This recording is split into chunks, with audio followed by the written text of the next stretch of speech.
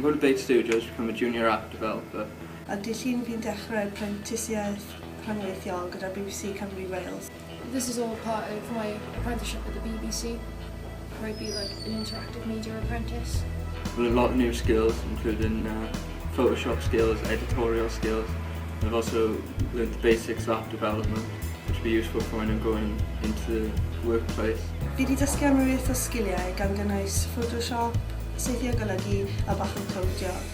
And so far I've learned how to film and edit on Final Cut Pro. I've been using proper industry standard cameras, Photoshop skills, HTML coding, how to make an app for Apple and Android.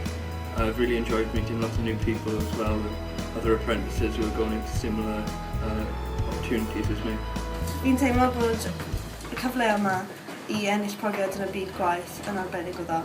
It's been a really good experience so far. Obviously I've learned a lot over the past few months. I think the apprenticeship is a really good opportunity for everyone. I would really advise people to come and have a go at the apprenticeship.